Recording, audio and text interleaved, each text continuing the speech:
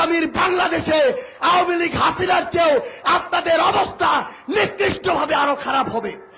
দেশে 1 বছর মুজিব বর্ষ পালন করতে গিয়ে প্রায় 1000 কোটি টাকা খরচ করেছে। যেই মায়েরা আমাদের বিরুদ্ধে বিক্ষোভ করছেন তারা কি সেই মায়েরা যারা 24-এর আন্দোলনে নেমেছিলেন?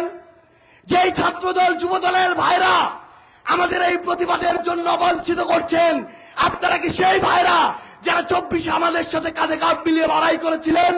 তারা কি ওই বিএনপির ভাইরা যারা বিগত 16 বছর ধরে যারা জেল খেটেছেন, জুলুমের শিকার হয়েছেন, মিথ্যা মামলার মধ্যে দিয়ে গিয়েছেন? আমাদের প্রশ্ন, আপনারা কি ওই মানুষগুলোই?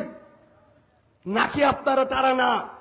নাকি আপনারা তারা যারা তলে তলে আওয়ামী লীগের সাথে নেগোসিয়েশন করে যারা উপরেরটাও খেয়েছে তলারটাও কুড়িয়েছে?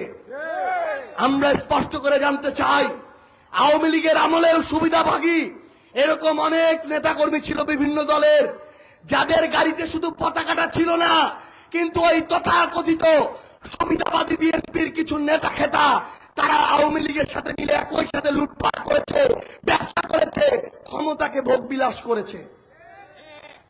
একটা খুনির আমরা বিচার চাই। আমরা দেখলাম একটার পর একটা প্রেস ব্রিফিং হয়, কিন্তু একজন বিএনপির তার অঙ্গ সংগঠনের কেউ বলে না যে আমার ভাইদের যারা গুলি করে হত্যা করলো ওই খুনি আবু সাইদ খানের বিচার চাই। এই কথা একবারের জন্য কেউ বলে নাই।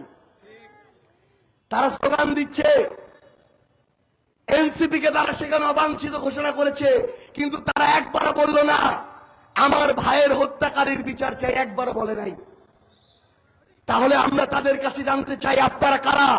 আমরা স্পষ্ট করে বলে দেই, আপনারা যদি তারা হন যারা আমার শহীদ ভাইয়ের সাথে বেইমানি করবেন, আপনারা যদি তারা হন যারা জুলাইয়ের রক্তের সাথে বেইমানি করবেন, আপনারা যদি তারা হন যারা আবার নতুন করে লুটপাট চালু করতে চাইবেন, তাহলে আমরা বলে রাখি আগামীর বাংলাদেশে আওয়ামী লীগ হাসিনার চেয়েও আপনাদের অবস্থা নিকৃষ্টভাবে আরো খারাপ হবে।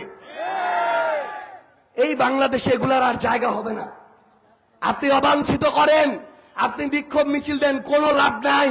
শেখ হাসিনা তার 16 বছরের স্বৈরাচারের সকল বাহিনী নিয়ে গুলি করেছে, রক্তাক্ত করেছে, বিন্দুমাত্র টলাতে পেরেছিল? কাউকে গুলি করে সরাতে পেরেছে? কাউকে হত্যা করে আন্দোলন থামাতে পেরেছে? পারে নাই, আগামীতেও পারবে না।